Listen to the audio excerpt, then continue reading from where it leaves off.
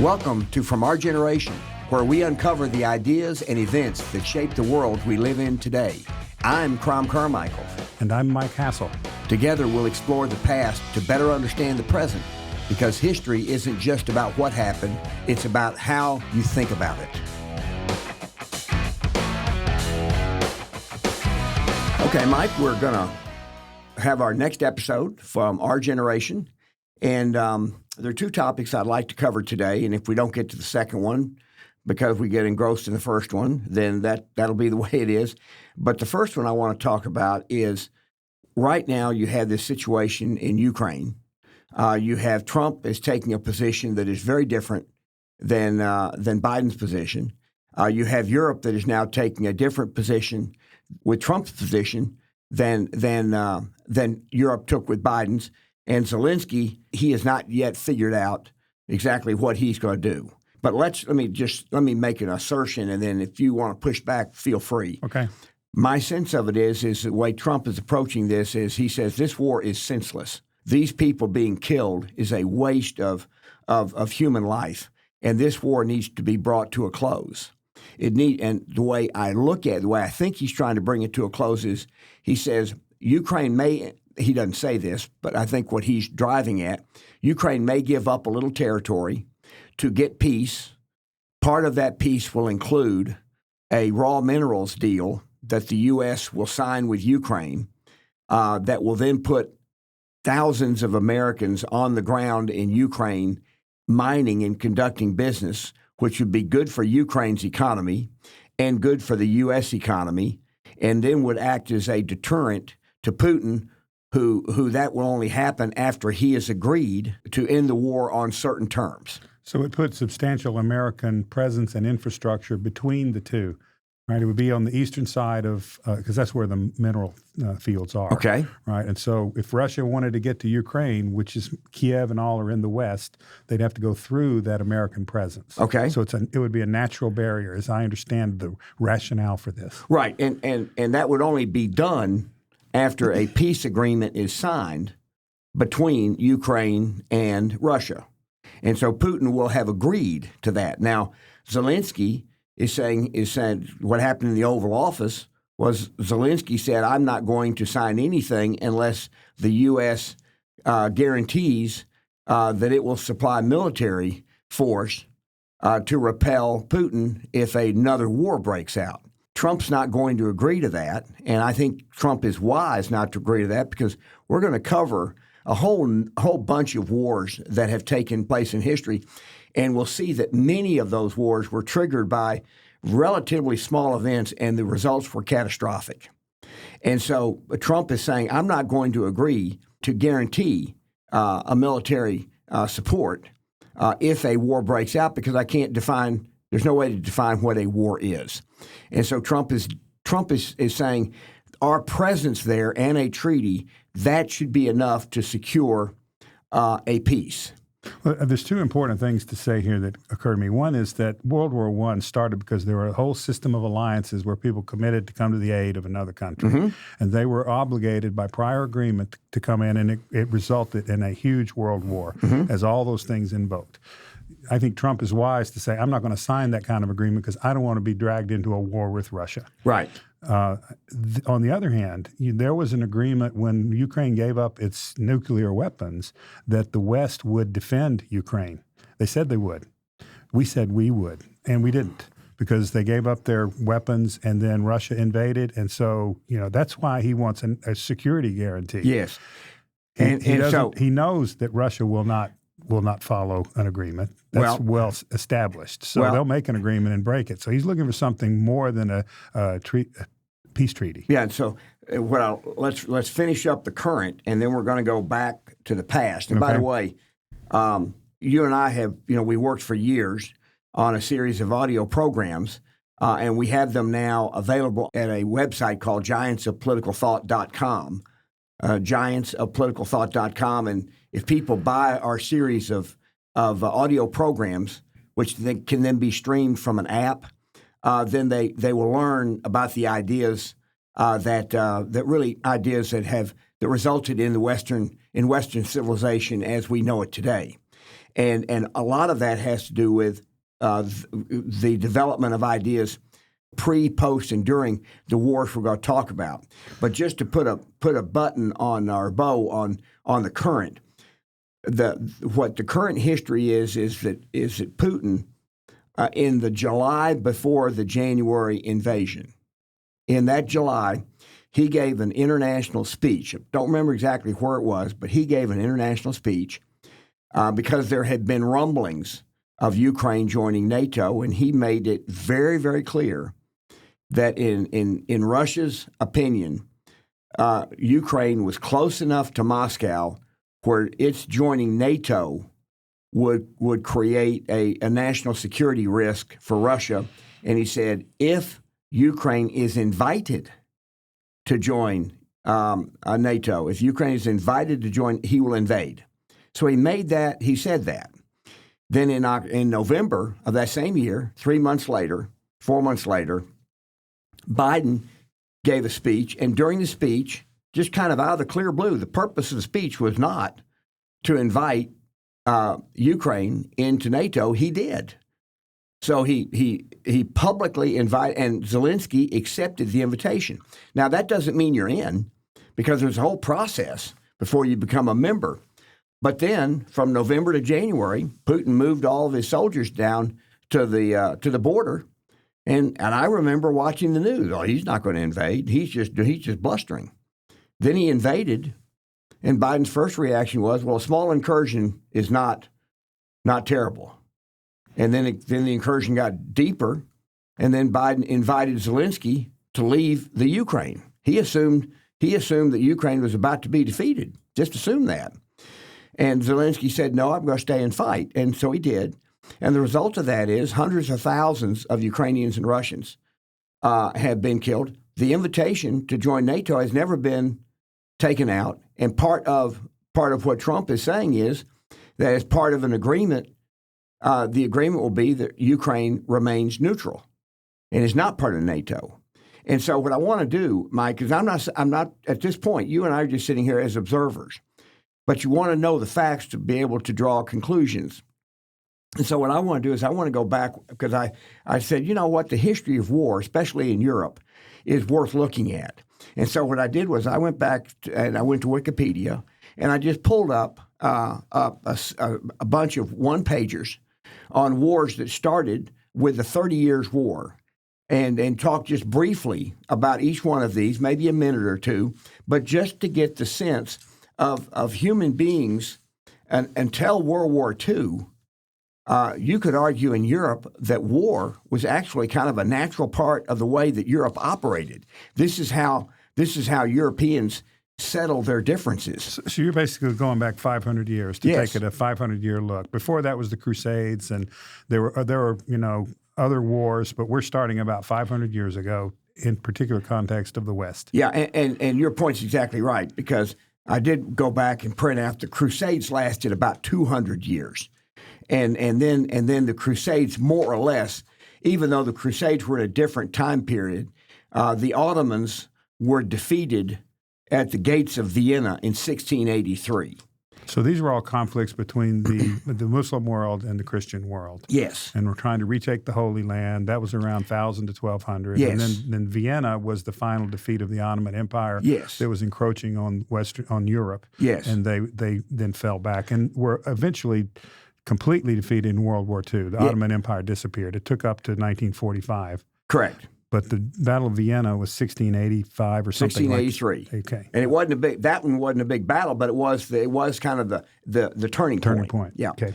All right, so we're going to go back to the 30 Years' War.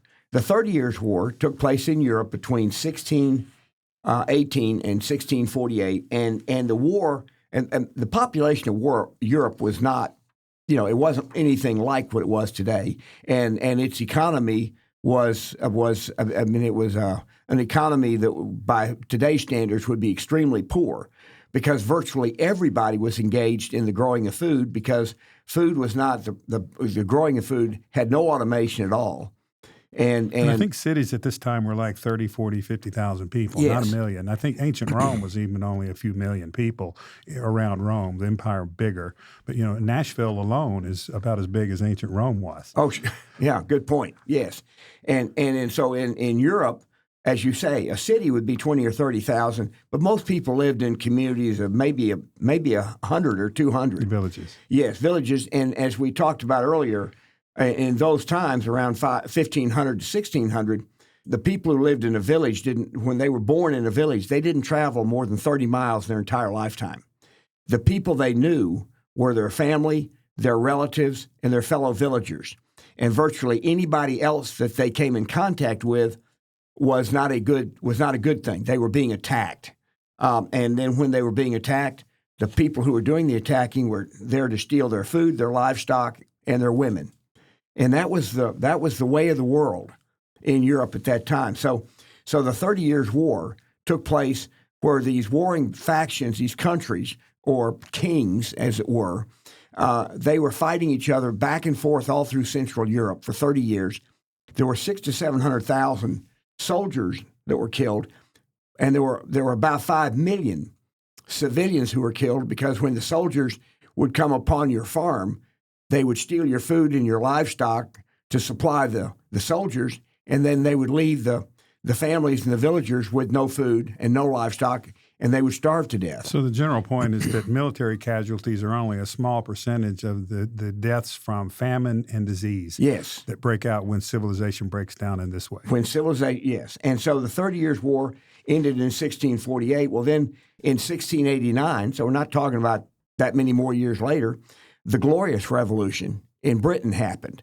And this is where the king and this was mostly a religious war, but it was also a war between the king and the parliament, or the legislative body.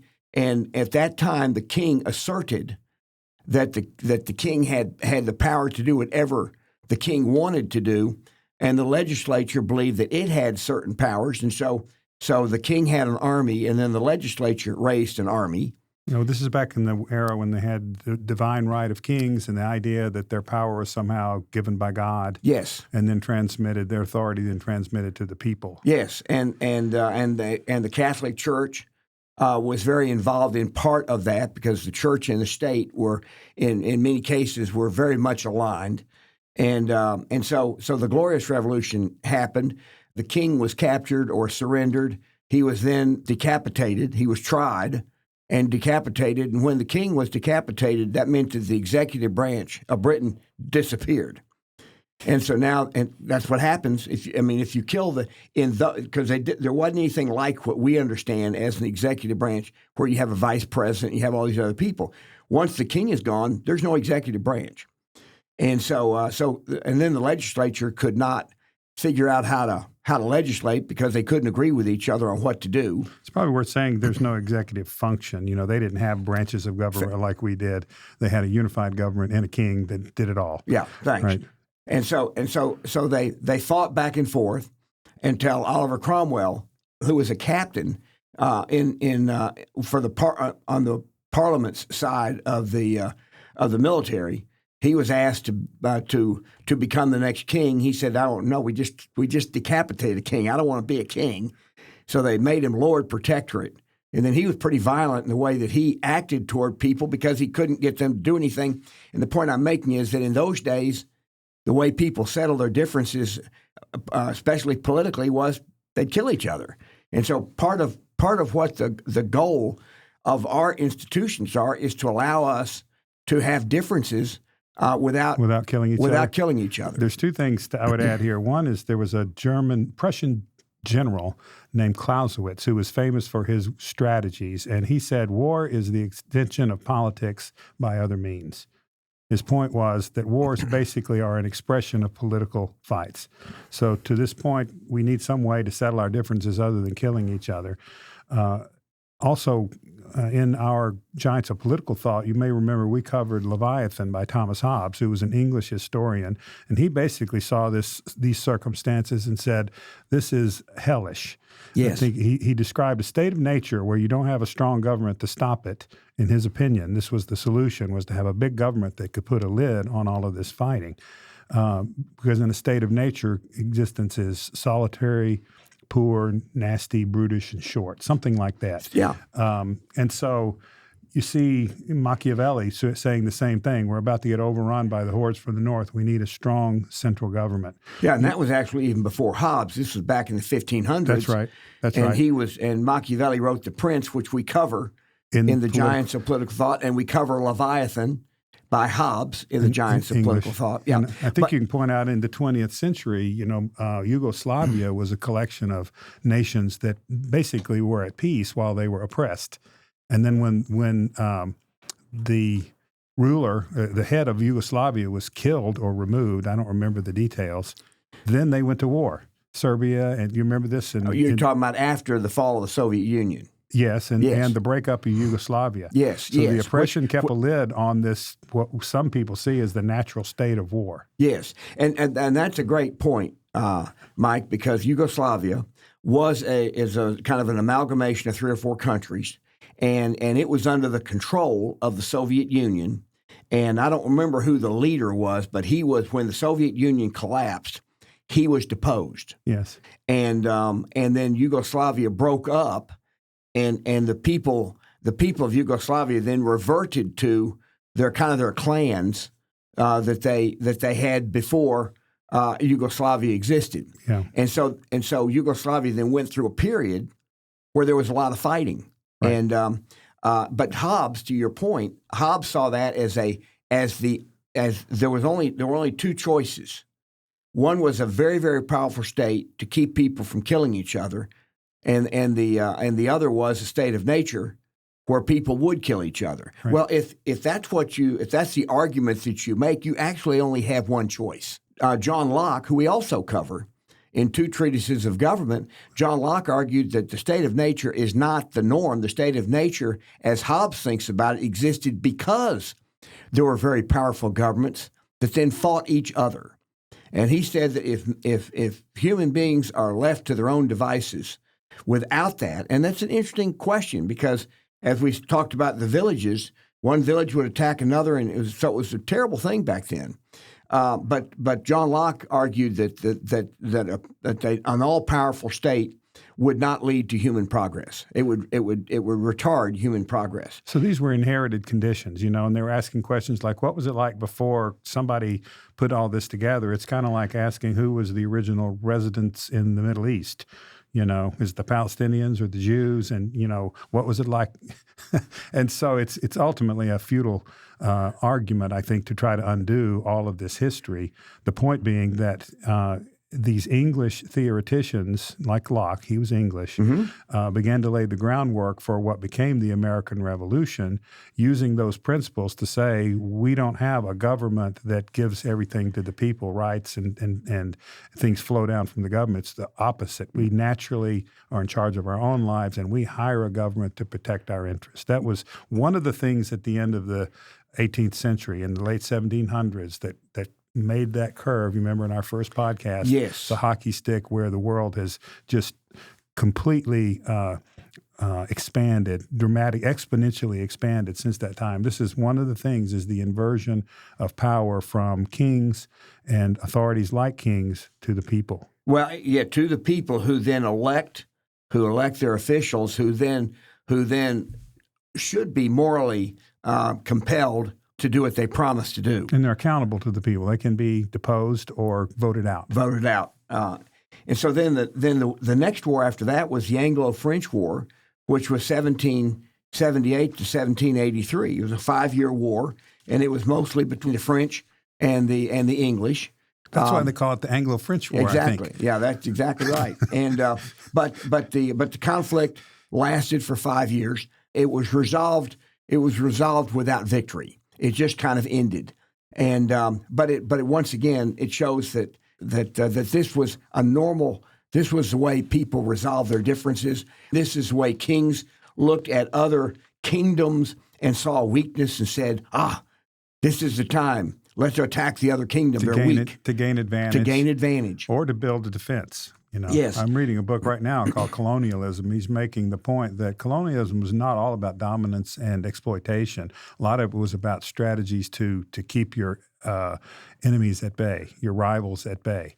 So, and also acquire resources. And it's a complex argument, but the point was it all wasn't just domination and nastiness. Right. There were reasons to put barriers between you and the guys that are coming after you. Absolutely. Absolutely. Because the world was seen at the time of colonialism as having competing factions and competing nations. And as you say, some of the expansion of the British Empire, they believed they were doing it to protect the British Empire. Yeah. Well, let's say this is what Putin has in mind, too, because they've been invaded 4 times by the West, twice in the 20th century. Mm-hmm. The Battle of Stalingrad and the Battle of Leningrad cost millions of lives in each case. There was also an invasion of Moscow before that, centuries before it, but they basically burned Moscow in retreat. The Russians left it and then left, I think it was the French that had invaded and left them to starve in the Russian winter. That was Napoleon. Yeah, that was Napoleon. And so this is kind of what I'm kind of driving at and showing all this is that we're going to be Russia was and Europe is a continent that has a history of war and a memory of that. Right. Russia was actually, I guess you could call it part. Some people call it part of Europe, others don't. But we do know if it is part of Europe, it's on the extreme eastern part of Europe, or at least the Moscow part. And I think geographically, the geologists would say it goes to the Ural Mountains. So part of Russia is in the continent of Europe. But culturally, Europe has kind of expanded into the western part of Russia and influenced it, but not completely. Yeah. Right, so there's kind of a mixture there. The other thing to say, there's not any natural barriers to war. Exactly. We have oceans on east and west of the United States and, big, mostly friendly countries to the north and south. So we have a different mentality than somebody who's got a hostile power just a few hundred miles away with no water or mountains in the way. Right. And you can think about the way the United States reacted when Russia was putting missiles in Cuba. The same thing. They're going to have a missile that was within a couple of minutes of hitting a major American city. That was very upsetting, and it led to a big incident. Right. And by the way, using that one as an example, in that case, Cuba... It was the early 60s. Cuba claimed that it was a sovereign country, and it was. It was a sovereign country. It was ruled by a brutal dictator, Fidel Castro, and he invited the Soviet Union to put nuclear missiles in Cuba. And once that was learned, Kennedy said that's not acceptable and essentially forced Russia to remove the nuclear weapons at the threat of a nuclear war. Yeah, there were great fears that a nuclear war was about to break out. Yes. And but the point here is that we asserted our will in regard to to Cuba, which we considered nuclear weapons in Cuba to be a national security risk that we were not willing to take. Putin had expressed the same thing about Ukraine.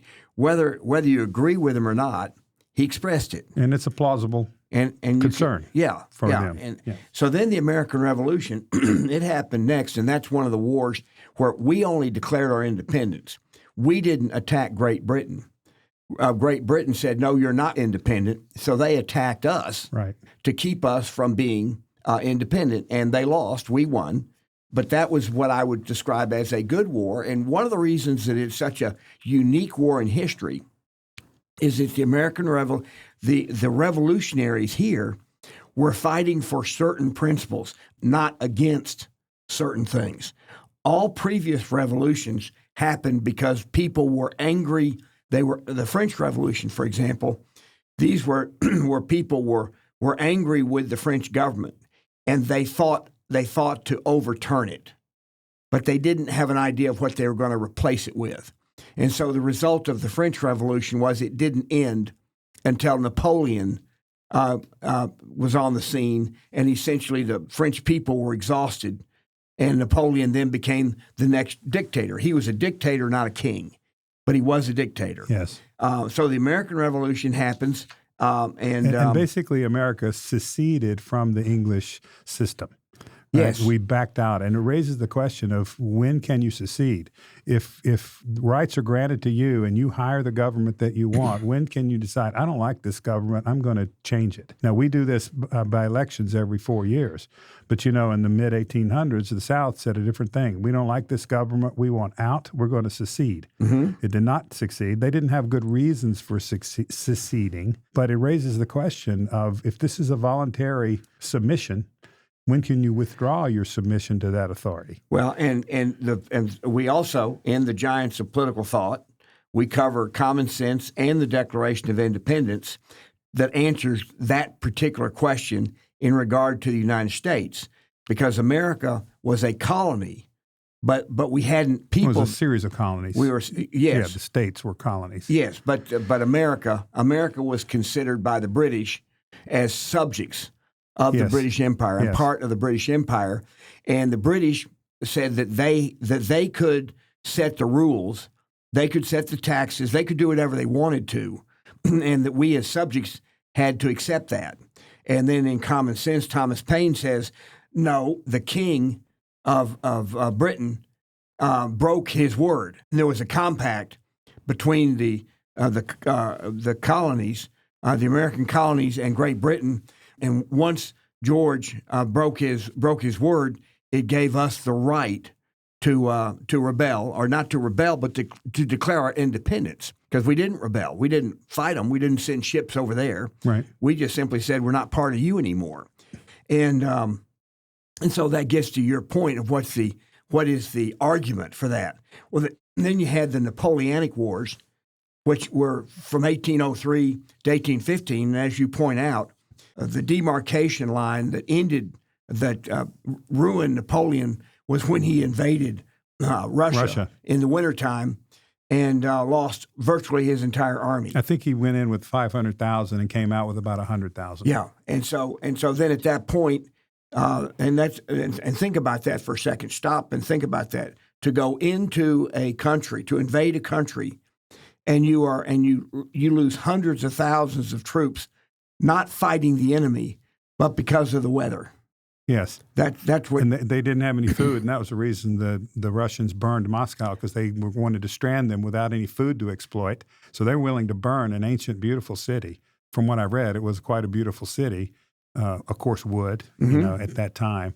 But they were willing to burn it down in order to prevent it being taken. Yeah. And they rebuilt it after the French left. Yeah, but from Putin's perspective, and then in between then and now, there were other times that Russia was invaded. Sweden invaded them. Yes. Prussia and I just looked this up. I don't remember this history, but Prussia and I think Latvia together invaded Poland, and Latvia invaded them. So they've been repeatedly invaded from the West. They have this natural concern that there are hostile powers on their border. Right. And so then the next war was a short war. It was the War of 1812, and it was essentially once again between because when the Revolutionary War ended, the American Revolutionary War, when that war ended, I believe it was, I don't know exactly what the term was, but it wasn't. They didn't accept our independence. The English did not. The English did not. But there was an armistice. There was some signing, some agreement. But in Britain, they still did not see us as being independent. So the War of 1812 was kind of the last second war of the American Revolution. Now we have the Crimean War, and that once again that affected Russia. It was in their area, their part of the world. Well, let's point out that Crimea was part of Ukraine until the invasion of 2014, I think. Russia took this over. This is strategically really important to Russia because it's the way they get onto I think it's the Black Sea, and then by Constantinople into the Mediterranean. So they can project power south. Otherwise, they've got to come out of the Arctic, go all the way around Scotland and Spain, and come in from the west. So naval access is a big part of Crimea. Right. So now it's part of what Russia has taken from Ukraine on the eastern part of Ukraine. Yeah. Yeah. And so just in reading just one little snippet here, just to kind of give our audience a chance to kind of understand, but the Crimea War was fought between the Russian Empire and an alliance. This is fascinating. And an alliance of the Ottoman Empire, France, United Kingdom, Sardinia, Piedmont, for 3 years. Geopolitical causes of the war included the decline of the Ottoman Empire, the expansion of Russia in the preceding Russo-Turkish War. So there was another war. And so the war was I'm not going to say it was constant, but it was regular. Yeah. And so it was expected. And then you have the First World War, in which a great trivia question is, when did World War I get its name? Yeah, it was called the Great War, and then I think when we had another one, they had to say, well, this is the second one, so we'll call the other one the first one. Exactly. So, but then World War I, and that was to your point earlier, World War I is often called the war that should never have been fought. Because what happened, and gets into this military guarantee issue, is that what happened to started the First World War was you had a Serbian. He wasn't a spy. He was just a Serbian citizen, a nationalist who killed the Archduke of the Hungarian Austro-Hungarian Empire. Yes. Yeah. And basically, we don't like the oppression of this big multinational. But he empire. He didn't do it on behalf of Serbia. He was just an angry person. Wasn't he a nationalist, though? Didn't he believe in Serbia nationalism? But he wasn't part of the government. That's right. What I'm saying is he was just an angry Serbian. Yes. What I'm saying, for whatever, but he didn't do it on behalf of the Serbian government. He did it all on his own. And so then Serbia tried to apologize, and then the Austro-Hungarian government said, no, that's not enough.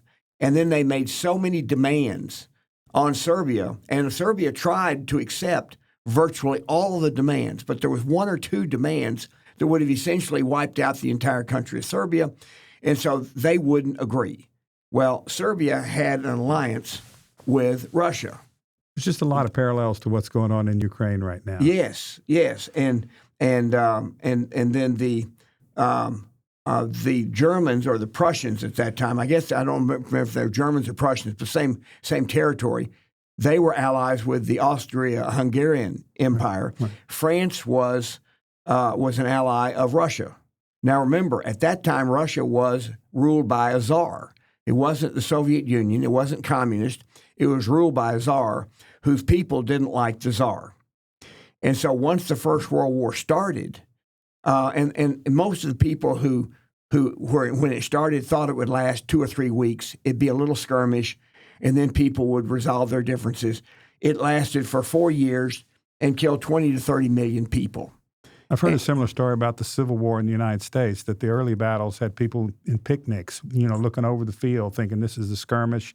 We're going to have a little party here, and then this is going to be resolved. We'll settle up and then go home. Yeah, and by the way, it is that mindset that allows wars to start that then get much worse. And I'm not saying all wars start exactly like that and then get much worse, but many do. And Trump is saying, I'm not going to provide a military guarantee where I don't know what I'm guaranteeing. Right. And what is the limit of what I've got to? It's a little bit like somebody saying, I'd like to have your personal guarantee on anything I do in the personal financial guarantee on anything I do in the future. Right. You say, well, what does that cover? There's no limiting principle, as the lawyers would say. Yes. And so World War I happened. Then World War II ended up where 70 to 80 million people were killed in World War II. And I was born in 1948, so I have no living memory of World War II. Even though I was alive during the Korean War, I was so young that it's really part of history for me. Right. I do have a memory of the Vietnam War because I was old enough, and so I remember that. And it also started small, started for a reason that actually turned out not to be even true.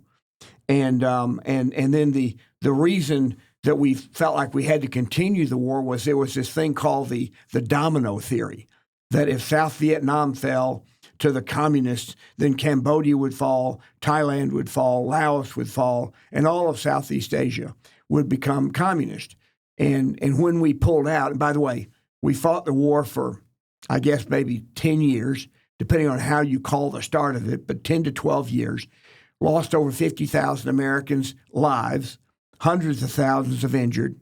And when the war ended, Saigon fell within a matter of weeks. And now South Vietnam and North Vietnam are thriving economies. So all of the things that we thought would happen, and that therefore we must fight, turned out not to be true. Now, that doesn't mean that the people who thought it were devious, terrible people. Some of them actually probably were doing it because of the war. They made money off of war. But most of them were not what I would describe as naive.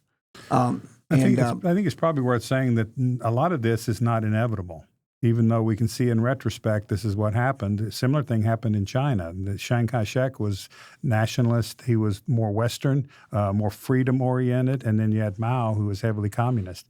Mao chased out Chiang Kai-shek, who fled to Taiwan. And then all of what we now know as mainland China became very intensely communist. Well, so it did go the other way. It wasn't quite a domino because there weren't many to fall, but they did fall on the side of communism, and we've had the consequences of that since the 60s, I guess. Yeah, well, I wanted to cover two more, and you've jumped into on one, so I'm going to reverse them. Okay. One was the Russian Revolution. I'm doing this chronologically. The Russian Revolution was 1918. Mm-hmm. At the end of the First World War, the government of Russia, the Tsar, Nicholas, the government of Russia was so weakened by the war, and he had so mistreated the average Russian that Lenin came in making all these promises about how they would overthrow the Tsar and then turn Russia into this wonderful place to live. And so the Russian Revolution happened. Lenin, when he died and Stalin took over, Stalin was much more brutal. Lenin was not a good person in the sense that he did kill people. Stalin was much worse. And he was a much more brutal dictator. And a Tsar in his own way. Yes, absolutely. And let me say, I've been to Russia, and you can see visibly why there was that revolution, because you go to the Peterhof or the Catherinehof, I think they call it. These are the palaces of Peter the Great and Catherine the Great. And they have gold on the outside, on the domes. Rooms covered with gold and amber and furniture. And you just look at the ridiculous splendor that they lived in and realize how it was paid for by, all of these serfs who lived in mud huts. Yeah, and this is the key, the difference between the two. Yes. There's a lot of mansions in the United States, but there's a giant middle class. In Russia, there were a few people at the top, and they were all associated with the government, just the government. Right. And they were at the top because they stole from what they then called the peasants. Right. And so then the Russian Revolution happened, and then we have the last one I have here is actually I have two. You have the history of the People's Republic of China, which is what you're talking about when Mao took over. But here's what's interesting: in the Second World War, Japan invaded China. Chiang Kai-shek led the battle against Japan. It was that war itself within the Second World War was a brutal, terrible war. And the Chinese suffered tremendously at the hands of the Japanese. Yeah, and we've both been to China, and one of the things that just knocked me out was to learn that they remember World War II as the Japanese War. Yes. Because Japan invaded Manchuria. Japan doesn't have much living room there, right? Just like the Germans were looking for Lebensraum, which is living room. They wanted to bust out and have more territory. Japanese have an even bigger problem with confinement onto an island. So they were looking for territory. They were invading up and down the Asia Pacific, and ultimately got knocked back. But at the time, they were really threatening China, and they remember that as the Japanese War. Yeah, and Chiang Kai-shek was leading the fight against the Japanese. Mao had taken all of his followers and removed himself from the conflict, and had moved over into the western part of China, and just and sat out the war. And then when the war ended, Chiang Kai-shek was terribly weakened by the war, and Mao then Mao then attacked, defeated Chiang Kai-shek, chased him out of the country into Taiwan, onto the island of Taiwan. Right. And so then communist China, I'm not going to say as we know it today. You already did. Well,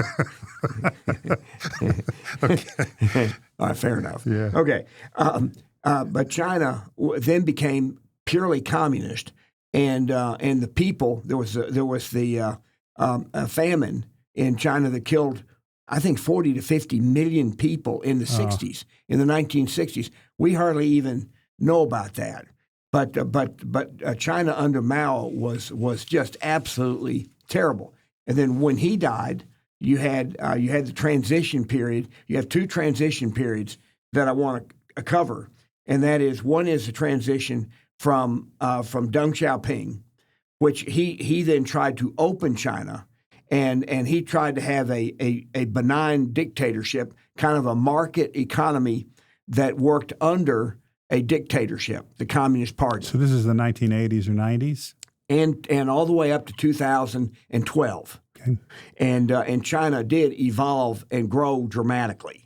And you were there just before this happened, and I remember you telling stories of being in a car, which was one of a few on the road, dominated by bicycles that, like blood flow, they would just separate and let the car through. That was in 1989, and Kathy and I were absolutely amazed at the tens of thousands of bicycles on a road that would be as wide as West End.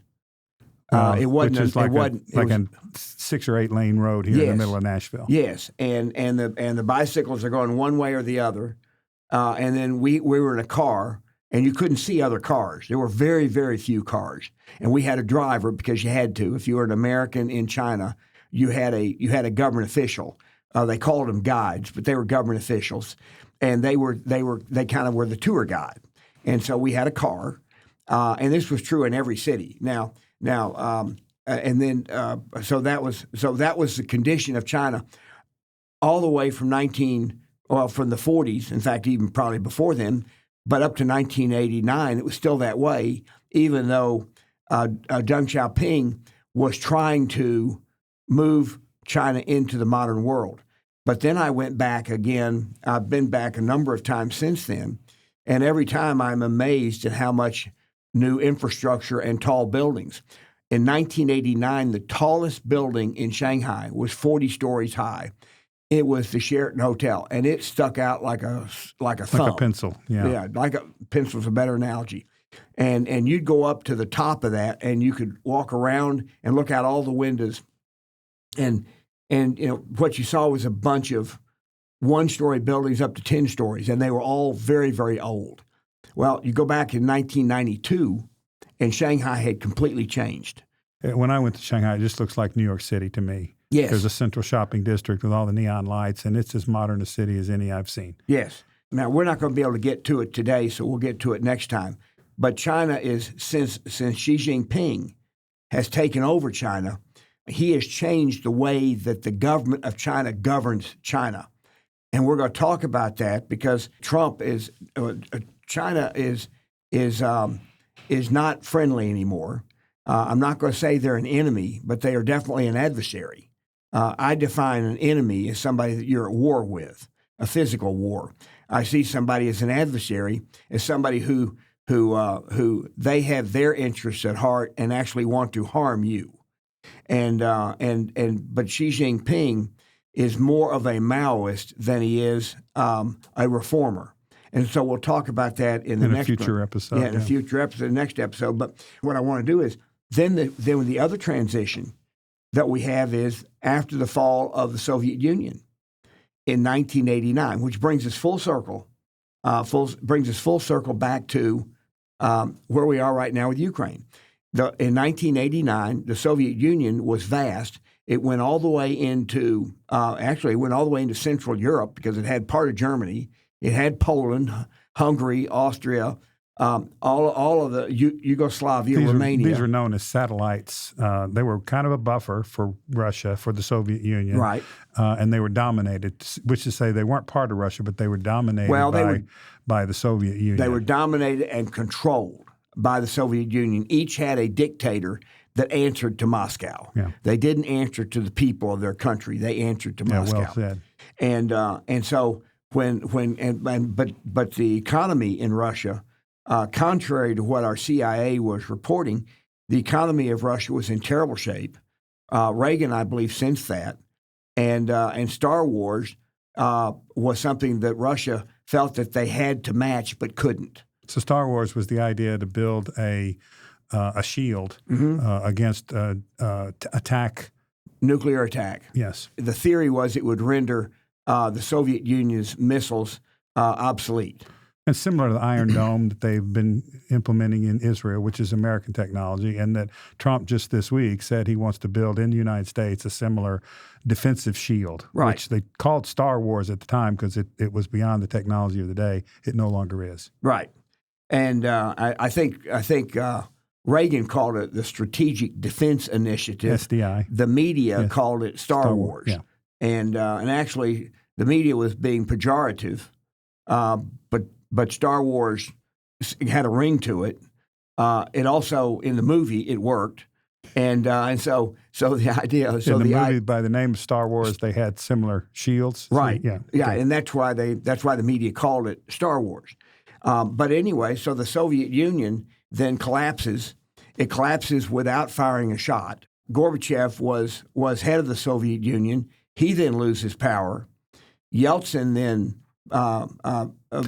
gets elected. Well, he actually got elected. Okay. And then he lost his election to Putin. And Putin has not given up power. So it's reverted back to.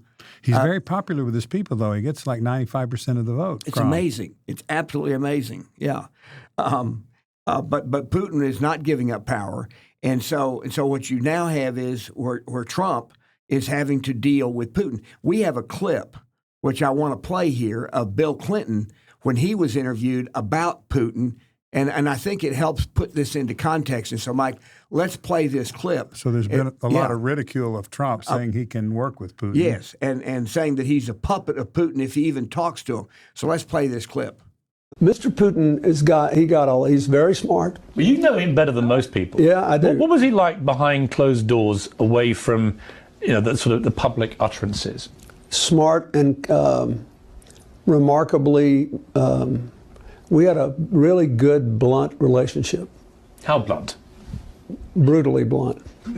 Ever fisticuffs? No, but I think the right strategy most of the time is, but it's frustrating to people in your line of work.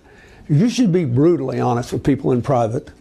And then if you want them to help you, try to avoid embarrassing them in public. Right. Now, sometimes they do things which make it impossible for you to keep quiet. But by and large, I found all the people I dealt with appreciated it if I told them the truth. How I honestly felt and what our interests were and what our objectives were. And they also appreciated it when I didn't kick them around in public for as long as I couldn't kick them around. So, that's my experience. And did Putin ever renege on a personal agreement he made to you? He did not. So behind closed doors, he could be trusted? He kept his word. Now that's a fascinating interview there.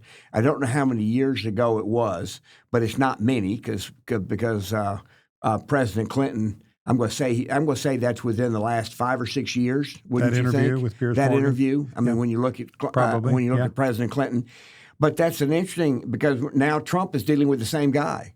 He's dealing with Putin, and the way that Trump's opponents. And that's the only way I can. It's the best way to describe them. I'm not going to call them the left. I'm going to call them Trump's opponents. They're trying to make Putin out to be almost as bad as Saddam Hussein or as bad as ISIS. And you can't deal with somebody who has 10,000 nuclear weapons. You can't call them a terrorist. And you can't treat them like they're a terrorist because if you attack them, they can blow up the world. And so it's an interesting thing as we come full circle back to where we are right now with Ukraine. It is fascinating to me that Trump is saying he's saying this war is senseless. There are people dying, and as we've covered here in this podcast, throughout history, there have been war after war after war that turned out to be senseless in retrospect. Why did they do that? Who knows, but they did. And Trump is saying, enough. And then you have his opponents that are saying, no, we must have more war, because all they do is criticize Trump. But if you ask them, what's your solution? They will say the price of eggs is too high. In other words, they have no solution. And so I think we're at an interesting point in our modern history. It's also interesting that now that Trump is essentially saying it publicly, because he wants the American people to know what the American position is. And now you got the Europeans who are claiming that they will now step up and fund the war in Ukraine. Well, we'll see about that, because they wouldn't do it before, and now they're claiming they will. But you're talking about a bunch of people who have no common interest with each other than right now they want to appear to be strong. But then once they have to start writing their checks, it'll be very interesting to see what they do. And so it's my hope that cooler heads will prevail here. And that I do believe, even though Putin is you could argue that he's a murderer, he's a terrible person, he is the head of Russia, and a treaty. You have to ask, is a treaty and peace better than the alternative? And that is the fundamental question before us now, and we'll see what happens. And between now and our next podcast, there might have been a lot of news, so we'll see. Since we did Knowledge Products, I've written this book called Deep Trade-Offs. It's one of the main things I learned from all this work we did on politics, economics, philosophy. And the idea is that there are values that are in permanent conflict. And one of the chapters in my book is ideals and reality. A lot of these wars are fought over ideals to make the world we think the way we think it should be. And then there's the realists that say, we don't live in the imaginary world as it should be. We live in the world as it is. And that's a permanent tension that's very difficult to navigate. And you give up on your dreams. I think in every case where you settle a war, you don't get all that you want. And that's part of the gnashing of teeth that we're seeing now and how this is going to resolve. Yeah, and what Trump is doing is Trump is putting our national interests first. And he also says, I'm a person of peace. I'm a person of peace through strength. Now, having said that, he also says when we sold the Panama Canal to Panama for $1, it was under an agreement that the Panamanians are now breaking, so we're going to take it back. I think that was the last thing he said. We're just going to take it back. And he said that's in our national interest. That's not going to create a war. Since then, you've had an American company buy the ports at both ends of the Panama Canal. That may be enough. That may be all it takes. Yeah. And so anyway, we're as they say, we live in interesting times. And what I wanted to do today was kind of reflect on many, many hundreds of years of history on this subject of war. And so I hope our audience enjoyed that. You and I have been blessed to live in times where we were not drafted into wars. Your dad was almost drafted into war. No, he was. He was drafted, and I think he was slated to invade Japan before the nuclear. He was a captain of a submarine chaser in the Pacific and had already received his orders for the invasion of Japan. And the history says that they believe that 99% of the first wave invasion would have lost their lives in the invasion. Yeah. And Dad would have been in the first wave, and I wouldn't be here. Yes. So we are blessed to have lived at this time where people have backed off from wars. I think we're seeing some resurgence of that. And this is part of what's going on, is what do you go to war over? And you can't eliminate conflict. And you can't eliminate fights, but how do you eliminate these massive casualties? It's just such a fascinating question, and I'm grateful that the people before us kept me out of those big wars. Yeah. Well, Michael, that's it for today. Until next time.